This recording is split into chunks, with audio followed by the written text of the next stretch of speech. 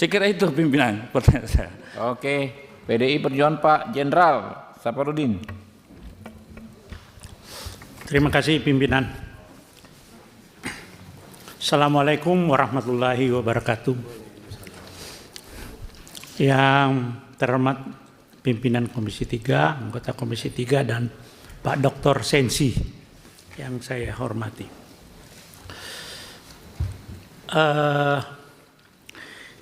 Bapak saya kira sudah merasakan sekian tahun di DPR, kadang-kadang kita membuat suatu undang-undang di DPR ini kan berhari-hari dan kadang-kadang kita tidak tidur segala macam. Tetapi setelah jadi undang-undang itu, sebelumnya juga kita menyerap dari berbagai lapisan masyarakat. Setelah jadi undang-undang itu, Hakim Mahkamah MK saja langsung memutuskan kadang-kadang bertentangan dengan apa yang itu. Dan kadang-kadang pun juga melampaui batas. Menurut kita kewenangan, menurut dia enggak. Nah, Bapak kan sebagai dipilih dari DPR, ada 3 nanti di sana Pak, ada 3 dari DPR yang nanti teman Bapak di sana. Dan dari 9 MK,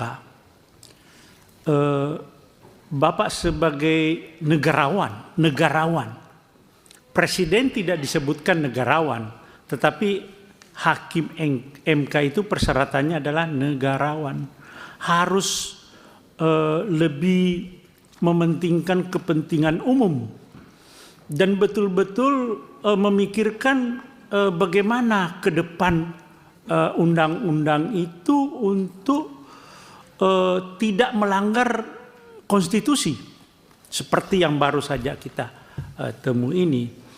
Dan juga kadang-kadang membuat keputusan MK itu yang susah sekali dioperasionalkan gitu Pak. Seperti semua sekolah harus gratis. Bagaimana? Dan ini harus dipikirkan betul karena itu memberikan dampak yang harus mengikat ini Pak, harus dilaksanakan. Tapi kan nggak mungkin dilaksanakan itu. Dan harus maksud saya dipertimbangkan kondisi negara kita, keuangan negara. Nah, oleh karena itu maksud saya Bapak sebagai kita pilih dari DPR, biasanya sih Pak, kalau kita fit and proper test di sini, pokoknya kami akan memperjuangkan dan sebagai utusan DPR. Tapi setelah sampai di sana, lupa Pak bahwa Bapak itu dipilih dari DPR. Ada baru-baru di sini Pak siapa? Kemarin juga semuanya 9 orang memutuskan itu, gitu loh Pak. Itu ada 3 pilihan dari anggota DPR di sana Pak. Maksud saya Bapak punya keyakinan kuat, keteguhan, betul-betul bukan membela sembarangan di DPR, tapi kan Bapak jangan lupa bahwa Bapak dipilih itu dari DPR. Jangan kembali menghantam DPR Pak. Ini kan setelah duduk lupa, saya ini berasal dari DPR. Tapi kan maksud saya mengingatkan Bapak. Mengingatkan kembali kepada Bapak, kalau kompetensi Bapak, saya pikir kita yakin. Cuman kadang-kadang nanti di sana ada pengaruh kiri kanan, Bapak bisa goyang-goyang. Dan saya minta Bapak teguh dalam pendirian menghadapi hakim-hakim yang lain. Kita betul-betul memikirkan untuk kepentingan masyarakat banyak Pak. Bukan kepentingan jangka pendek, tapi kita mementing untuk jangka panjang, bagaimana negara ini bisa berjalan dengan baik. Itu saja Pak yang saya ingatkan kepada Bapak. Jangan lupa bahwa Bapak fit or proper test di Komisi 3. Terima kasih Pak. Assalamualaikum warahmatullahi wabarakatuh.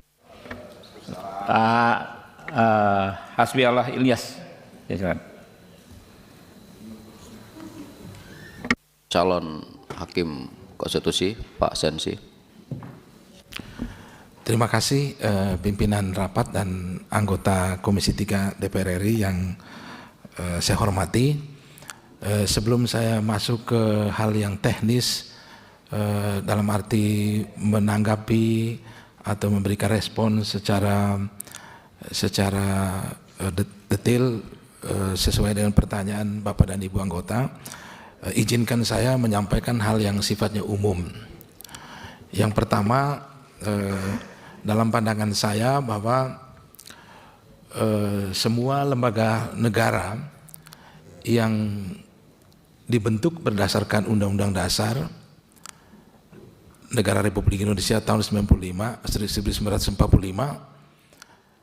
dan juga tugas dan wewenangnya memiliki posisi yang sama, setara. Oleh karena itu, tidak ada satu lembaga negara pun yang mengecilkan atau mengesampingkan peran dari lembaga negara yang lainnya. Ini penting. Kenapa saya harus menyampaikan hal ini? Agar jangan sampai apa yang disampaikan pembagian kekuasaan Montesquieu ya, kemudian dibaca untuk saling menyalahkan antara lembaga negara. Tetapi justru saling membagi peran dan saling menyempurnakan.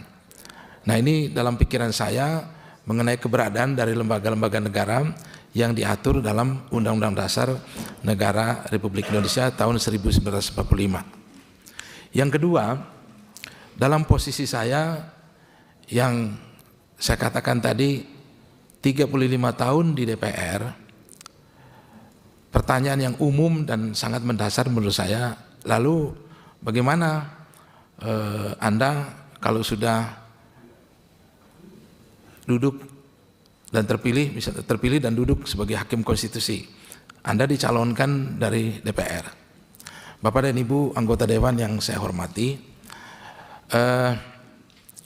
saya ingin memberikan suatu kesaksian hidup saya bahwa perjalanan sejarah ketatanegaraan kita ini, dan kebetulan saya mengikutinya sejak tahun 90 memasuki reformasi, pertumbuhan demokrasi, dan saya tetap berada di gedung ini dan memberikan kesaksian kepada publik mengatakan bahwa apapun yang dinilai oleh publik tentang DPR tetap penting. DPR tidak bisa disepelekan. Dalam menandatangani Memorandum of Understanding dengan berbagai lembaga perguruan tinggi, ada sekitar 90 perguruan tinggi yang bekerja sama dengan badan keahlian. Saya selalu mengatakan, apapun penilaian publik terhadap DPR tetap penting, dan DPR tetap menjadi lembaga yang mengaktualisasi dan mengartikulasi kepentingan masyarakat. Oleh karena itu, DPR tidak bisa lalu kemudian degradasi hanya level urusan kepentingan politik, tetapi DPR adalah lembaga yang melahirkan kebijakan-kebijakan negara yang sangat strategis. Oleh karena itu, maka saya tentunya Bapak dan Ibu sekalian, sampai kapanpun tetap respect terhadap apa yang dikerjakan selama di DPR ini. Oleh karena itu, saya hadir di lembaga, katakanlah di Mahkamah Konstitusi satu saat, tadi dikatakan sebagai, katakanlah harus menjadi seorang negarawan, tetapi saya akan bersikap bahwa apa yang dikerjakan oleh DPR, dan jangan lupa kalau itu undang-undang sebenarnya bukan hanya DPR, tetapi juga dengan pemerintah, itu juga untuk kepentingan bangsa dan negara. Jadi sebenarnya kualitas dari undang-undang itu sebenarnya sesuai dengan mekanisme di DPR itu harus kita lihat sebagai hal yang positif dan tidak untuk dicurigai terlebih dahulu. Sesudah itu baru dilihat secara konstitusional. Nah, itu dua hal yang barangkali secara umum saya katakan bahwa saya tetap menilai apa yang dilakukan oleh DPR juga untuk kepentingan bangsa dan negara yang tidak bisa didegradasi hanya seolah-olah untuk kepentingan partai saja di sini. Tetapi saya menjadi saksi hidup bahwa semua yang dikerjakan oleh anggota dewan selama ini adalah untuk kepentingan rakyat dan bangsa, untuk kemajuan bangsa, dan sebagai bentuk dari simbol negara demokrasi dan sekaligus implementasi dari negara demokrasi. Selanjutnya terkait dengan beberapa catatan, sekali lagi saya juga merespons atau menangkap apa yang disampaikan oleh Bapak dan Ibu, terutama anggota Dewan yang telah menyampaikan pemikirannya. Itu adalah menjadi bekal bagi saya apabila saya terpilih, walaupun tidak dalam memberikan masukan tetapi dalam bentuk pertanyaan, tetapi sebenarnya pertanyaan itu adalah masukan. Jadi oleh karena itu nanti akan saya uraikan satu persatu, dan pertama adalah yang berkaitan dengan apa yang disampaikan oleh Pak yang saya hormati Profesor atau Doktor Pak doa saya Pak Sudesson Tandra. Jadi hal yang menarik dari apa yang disampaikan berdasarkan Steuvenberg teori yang disampaikan oleh Hans Kelsen, maka memang dan itulah sebenarnya teori dasar dari pengujian undang-undang oleh Mahkamah Konstitusi, ya. Jadi ada yang disebut Grundnorm, lalu kemudian ada yang sebagai undang-undang yang sifatnya norma yang ada sanksi, dan kemudian norma dan sanksinya. Mungkin saya mencoba menjelaskan dari perspektif yang lain, Pak Doktor, ya. Kalau kita menulis disertasi, kan ada yang disebut dengan grand teorinya. Ini bahasa lain sebenarnya. Ada grand teori, teori besar, teori keadilan, teori menjadi cita-cita kita. Nah, itulah yang ada dalam konstitusi kita. Nah, lalu kemudian ketika kita menguraikan, menjelaskan persoalan publik, persoalan masyarakat, maka itu yang kemudian dengan mesoteorinya. Jadi di mesoteori kita boleh bergerak, dan itulah wadahnya DPR, Pak. Sementara yang grand teori ini itu udah harus dikunci. Itulah ruangnya Mahkamah Konstitusi. Tetapi teori-teori, bahkan sampai teori terapannya, applied teori, di situ sebenarnya itu ruangnya open legal policy yang Bapak sampaikan. Jadi untuk mencapai keadilan itu kan bisa banyak pilihan, dan itu ruang pilihan itu ada di DPR. Ya, ruang pilihan itu ada di DPR. Tinggal nanti Mahkamah Konstitusi menilai apakah pilihan-pilihan ini itu sesuai dengan apa yang disebut grand teori atau apa yang disebut dengan Grundnorm seperti itu. Jadi teori tentang hierarki peraturan perundang-undangan, menurut saya secara operasional itulah peran yang dilakukan oleh Mahkamah Konstitusi pada level grand teori, dan yang kedua pada level yang pilihan-pilihan kebijakan. Itu adalah ruang open legal policy yang juga memang itu adalah menjadi kewenangan dari DPR dan Presiden. Jadi beberapa kali misalnya terutama undang-undang bidang politik itu kan pilihan-pilihan banyak, silakan dipilih oleh DPR, dan itu kalau menurut saya sepanjang itu semuanya masih satu arah atau bersumber dari ground norm itu, maka pilihan-pilihan itu dibolehkan. Dan kalau terjadi pemisahan tidak dapat juga misalnya Mahkamah Konstitusi dari pilihan-pilihan itu seolah-olah yang benar itu hanya satu. Itu sikap saya, Pak. Jadi ada grand teori yang itu yang menjadi pegangan dari Mahkamah Konstitusi, tetapi pada middle range dan applied teori itu adalah ruang bagi DPR dan Presiden. Dan sepanjang pilihan-pilihan itu masih searah dengan konstitusi, itu konstitusional, Pak. Kira-kira itu yang bisa saya sedikit gambaran pikiran saya terkait dengan persoalan yang disampaikan oleh yang terhormat Pak Dr. Sudesson. Nah, tadi juga ditanyakan politik itu hanya ada dua, bagaimana membentuk hukum yang baik dan bagaimana menegakkan secara konsekuen MK sebagai negatif legislator. Jadi izin pimpinan dan Pak Duson bahwa sejak awal Mahkamah Konstitusi ini dibentuk pada tahun 2003, memang alirannya atau pemikirannya itu MK sebagai negatif legislator. Ya. Nah sekarang perkembangan terakhir ini banyak sekali. Nah kalau saya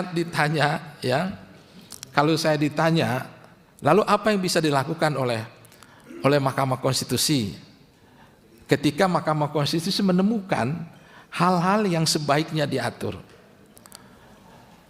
Pada forum ini saya berpandangan, yang terhormat Suding dan yang sering kita ke Mahkamah Konstitusi, menurut saya ada ruang bagi Mahkamah Konstitusi bukan pada petitumnya tetapi pada pertimbangan hakim. Dan itu artinya dikembalikan kepada DPR. Terserah DPR nanti memilih. Karena kita tahu perdebatan di Mahkamah Konstitusi juga luar biasa Pak sebenarnya. Karena dikumpulkan juga para ahli. Nah sebenarnya pemikiran-pemikiran ahli ini bisa menjadi bahan pertimbangan. Tapi bukan putusannya untuk kemudian dikembalikan kepada DPR. Sehingga nanti DPR melihat implikasi, oh ternyata ada juga pemikiran Mahkamah Konstitusi, tapi bukan diatur sendiri oleh Mahkamah Konstitusi, tetapi itu menjadi inspirasi dan juga masukan bagi DPR dan pemerintah untuk memperbaiki, menyempurnakan undang-undang itu. Jadi saya tetap menilai yang terhormat Pak, apa yang diperdebatkan di Mahkamah Konstitusi memang cukup, ya sangat berbobot juga. Nah, tetapi kemudian tidak langsung dibuat norma, dimasukkan dalam pertimbangan untuk kemudian diperhatikan oleh DPR dan pemerintah untuk tindak lanjut putusan MK. Itu yang bisa saya sampaikan kalau soal seperti ini, Pak yang terhormat Pak Dr. Sudarson ya. Lalu kemudian yang kedua dalam catatan saya ini pertanyaan dari yang terhormat Pak Jenderal Adang Darajatun Purnawirawan. Terima kasih Pak Jenderal. Jadi Pak Adang, saya memang lama kenal beliau di waktu membantu menyusun undang-undang penyelesaian konflik sosial. Nah, tadi singkat pertanyaan beliau soal integritas ya.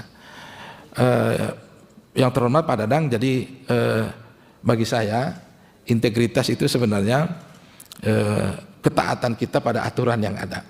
Ya, jadi pertama saya kebetulan lama menjadi birokrat dalam arti kepala badan, lalu kemudian sebelumnya eselon 2 kepala pusat. Saya ingatkan betul kepada paling tidak di lingkungan saya kerja agar kita hati-hati dan kalau untuk menegakkan integritas itu tidak bisa hanya diomongkan saja, tapi harus ada instrumennya, harus ada toolsnya, tools yang menjaga integritas. Oleh karena itu aturan perlu ada.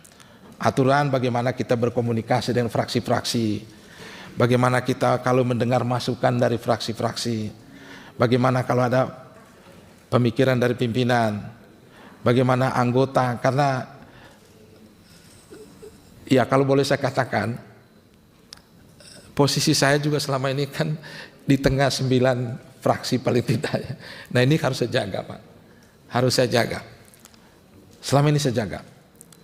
Dan itu dibuat aturan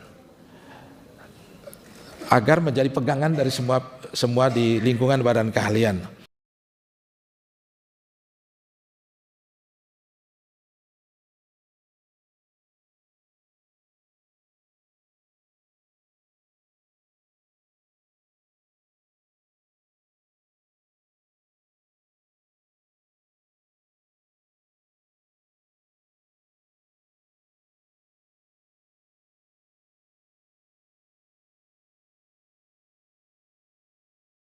Itu juga lalu kemudian terus mengevaluasi bagaimana kita menjaga integritas nih.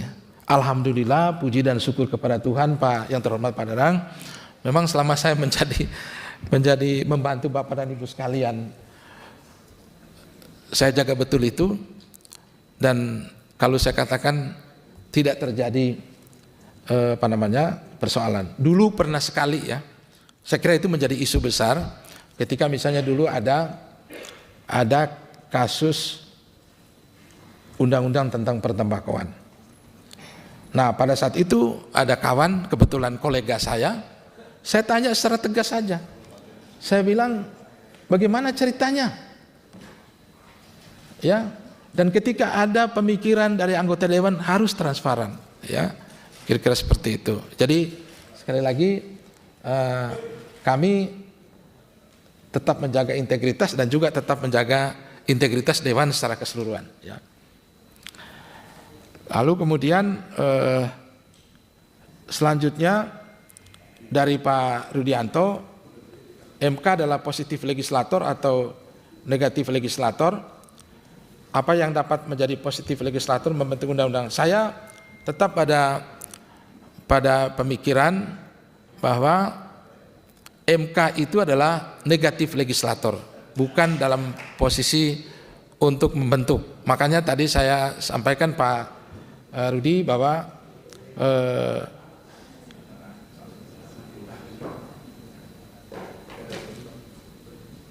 MK tidak dapat lalu kemudian menjadi tempat bagi masyarakat untuk menyempurnakan semua undang-undang, tetapi hanya yang berkaitan dengan hal-hal yang sifatnya konstitusionalitas. Lanjutnya kemudian yang saya hormati dari Pak Dr. Andus Safarudin, ini juga berkaitan dengan posisi saya sebagai yang dipilih oleh DPR. Kalau bahasa praktisnya adalah jatah dari DPR kira-kira, karena 9 hakim konstitusi, salah 3-nya dari DPR. Masih seperti yang saya sampaikan tadi Pak. Jadi saya bangga pernah bekerja di sini, dan tentunya saya ketika Bapak dan Ibu nanti mempercayakan saya untuk menjadi hakim konstitusi, saya akan menerima ini sebagai amanah untuk kepentingan bangsa dan negara. Dan saya juga percaya selama ini atau apa yang menjadi praktek yang dilakukan oleh DPR selama ini sudah bagus. Oleh karena itu harapan saya adalah pengalaman saya selama 35 tahun di sini bisa memahami situasi ataupun dinamika yang ada di DPR dan memahami bagaimana rumusan-rumusan itu muncul. Jadi saya pastikan bahwa tidak mudah bagi saya untuk melupakan ya pengalaman saya dengan segala dinamika dan yang terjadi di DPR, yang kemudian bisa menjadi bahan bagi saya untuk menilai bagaimana rumusan itu dimunculkan. Nah, demikian barangkali Pak yang terhormat Pak Safarudin. Lalu kemudian yang terhormat Pak Hasbala ya dari PKB yang pada hari ini sepertinya terpaksa memakai pakaian berwarna hitam. Nah, saya berkeinginan kuat dengan dukungan dan dorongan dari Bapak dan Ibu sekalian agar suatu saat Bapak bisa memakai warna baju putih yang cerah. Jadi mohon dukungannya juga agar selama saya menjalankan tugas ini terus membawa perubahan untuk hal yang lebih baik di Mahkamah Konstitusi. Lalu kemudian yang terhormat Bapak Dr. Bob Hasan, Ketua Badan Legislasi DPR RI, saya sangat sepakat dan terima kasih atas pesan-pesannya. Dan justru itu sebenarnya saya tadi pada awal menyampaikan hal-hal yang umum sifat, agar fungsi check and balance ini bisa dilakukan dengan baik. Apa yang dilakukan oleh DPR itu harus ada asumsi bahwa itu sudah dilakukan dengan semaksimal mungkin untuk kepentingan bangsa dan negara ini. Oleh karena itu maka lembaga apapun saling menghargai, termasuk Mahkamah Konstitusi juga menghargai apa yang dilakukan oleh DPR atau yang dihasilkan oleh DPR. Lalu kemudian yang ketujuh, yang terhormat Pak Dr. Syarifudin Suding, terima kasih atas pemikiran-pemikirannya. Nah, kalau ditanya bagaimana transformasi Mahkamah Konstitusi ke depan, maka saya berpandangan hal yang paling penting adalah untuk mengembalikan Mahkamah Konstitusi seperti apa yang dicita-citakan, baik yang diatur pada perdebatan perubahan Undang-Undang Dasar 45 maupun Undang-Undang Nomor 24 tahun 2003 tentang Mahkamah Konstitusi. Jadi bagaimana Mahkamah Konstitusi yang putusannya juga berwibawa, putusannya juga bisa memberikan solusi terhadap bangsa negara ini, dan juga putusan yang tadi juga disampaikan bisa memberikan manfaat bagi kehidupan bangsa dan negara, bukan melahirkan masalah baru. Jadi tidak dalam arti untuk memberikan pemikiran yang kemudian menimbulkan kontroversi di masyarakat. Berikutnya dari Pak Andi Musakir, ya, bagaimana pandangan Bapak dalam hal dinamika yang semua kita ketahui bahwa selama itu.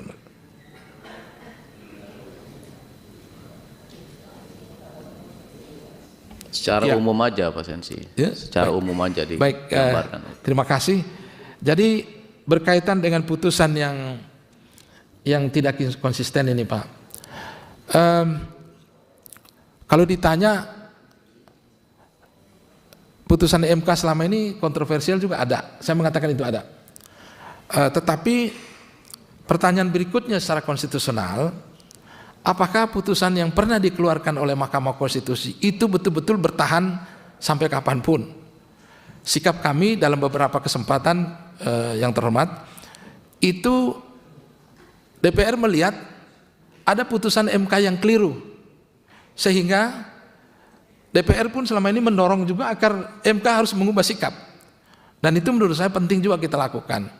Dan beberapa kesempatan MK juga berpendapat bahwa sepanjang DPR dan pemerintah bisa memberikan argumentasi, ya, DPR pemerintah ya memberikan keterangan argumentasi agar MK bisa berubah, sepertinya itu bisa terjadi Pak. Jadi memang kalau bicara tentang apakah harus konsisten, memang ada yang harus konsisten Pak kalau menurut saya, tapi ada juga untuk putusan-putusan yang menimbulkan persoalan, menurut saya DPR dan pemerintah juga bisa mendorong agar MK bisa mengubah sikapnya, dan kelihatannya MK juga sepanjang argumentasinya itu kuat, itu MK bisa mengubah sikapnya. Kalau itu untuk kepentingan katakanlah penafsiran yang lebih mencerminkan apa yang diinginkan oleh katakanlah DPR, pemerintah ataupun masyarakat. Lalu kemudian yang saya hormat Pak Nabil Said Amin Al-Rasyid, banyak permohonan MK yang berangkat dari pelanggaran hak konstitusional warga negara dan konteks pemilu politik, dan Bapak tadi sangat menekankan soal bagaimana sikap MK untuk menghadapi hak-hak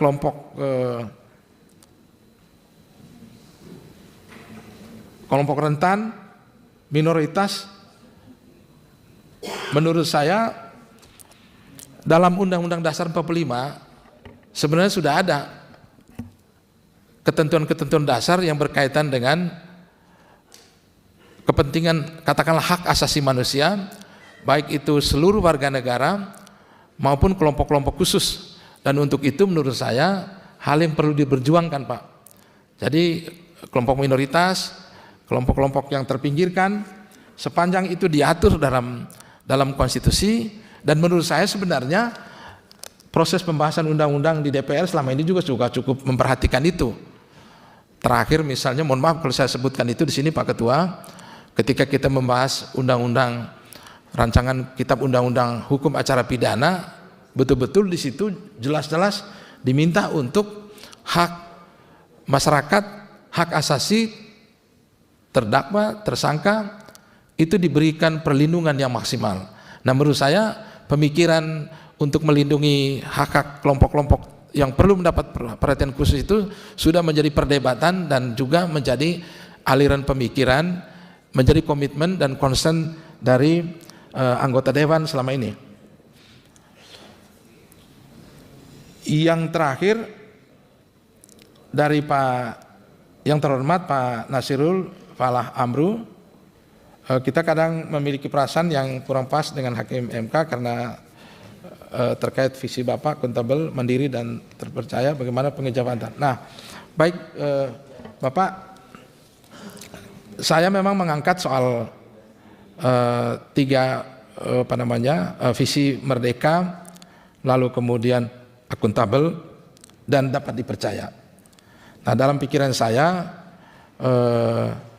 merdeka ini yang paling penting itu adalah bebas dari stigma, ya, bebas dari stigma. Mohon maaf kalau saya sampaikan, selama ini kan seolah-olah kesan itu kalau apapun undang-undang DPR itu memang pokoknya diuji aja. Jadi seolah-olah kita selalu menghasilkan sesuatu yang sangat tidak sempurna. Kalau cuma tidak sempurna aja, sangat tidak sempurna. Nah, menurut saya itu harus diperbaiki, harus menghargai bahwa apa yang dikerjakan oleh DPR itu jangan lalu kemudian semuanya jelek. Nah, itu juga harus diperbaiki di Mahkamah Konstitusi, harus memberi warna itu. Demikian pun juga jangan juga kita berpikir bebas dari pikiran seolah-olah akademis tertentu, ahli tertentu, itu sudah dianggap paling benar di Republik ini. Itu juga jadi masalah gitu. Jadi kita harus mendengar semua pihak, baik itu secara kelompok maupun secara lembaga maupun secara individu. Jadi tidak bisa seolah Mahkamah Konstitusi hanya mendengar atau seolah terpengaruh oleh pemikiran-pemikiran tertentu. Nah, demikian menjadi yang akuntabel itu artinya bahwa putusan MK harus mudah dipahami, jelas kerangka berpikirnya, jelas juga batu ujinya, sehingga DPR pun ketika menindaklanjuti tidak bingung. Saya bisa menyebutkan satu contoh, Pak. Undang-undang migas itu sudah dibatalkan 20 tahun lalu, tapi pertanyaan sekarang DPR bingung mau buatnya seperti apa. Mencari lembaga yang cocok seperti yang dimaksudkan oleh Mahkamah Konstitusi yang menggantikan BP Migas waktu itu, sampai sekarang masih bingung. Jadi RUU itu udah 3 periode DPR nggak selesai-selesai. Karena mencari format itu susah sekali ya. Nah, itu menurut saya yang kemudian melahirkan putusan yang tidak bisa dilaksanakan juga oleh DPR. Dan yang terakhir yang sebut tadi terpercaya, yang terhormat Pak Nasirul ya, bahwa memang Nasirul, harapan saya bahwa nanti ke depan MK itu bisa betul-betul menjadi harapan untuk semua orang. Jadi bukan karena orang yang tidak percaya kepada DPR, tetapi semua orang melihat bahwa MK bisa menjadi solusi, Pak. Segala persoalan yang sifatnya konstitusionalitas. Jangan juga mengganggu-ganggu kewenangan DPR yang disebut dengan open legal policy. Nah, ini yang tadi saya katakan perlu ada sosialisasi untuk pemahaman kembali apa sih sebenarnya tugas dan fungsi dari MK, supaya jangan diperlebar yang kemudian yang tadinya awalnya menjadi negatif legislator lalu kemudian seolah itu positif legislator. Tadi saya memberikan sedikit solusi bagaimana kalau MK menemukan hal pemikiran itu tidak harus di petitumnya, tetapi dituangkan dalam pertimbangan hakim yang kemudian bisa menjadi bahan bagi DPR untuk menindaklanjuti putusan tersebut. Dan bagi saya itu jujur saja kita juga merasa terbantu kalau itu dilakukan oleh MK selama ini, dibuat dalam ketentuan menimbang lalu kemudian, tapi itu tidak mengikat betul sebenarnya, pilihan. Biasanya juga kita memakai itu untuk menyempurnakan undang-undang sehingga akhirnya kewenangan itu untuk pembentukan undang-undang penyempurnaannya itu menjadi legislative review atau dalam pembentukan undang-undang. Demikian barangkali pimpinan yang dapat saya sampaikan. Mudah-mudahan semua terjawab, dan sekali lagi pertanyaan walaupun dalam bentuk pertanyaan tapi itu semua peringatan untuk saya sebenarnya sebagai calon. Demikian, terima kasih. Wassalamualaikum warahmatullahi wabarakatuh. Waalaikumsalam warahmatullahi wabarakatuh. Rekan-rekan, Kanario,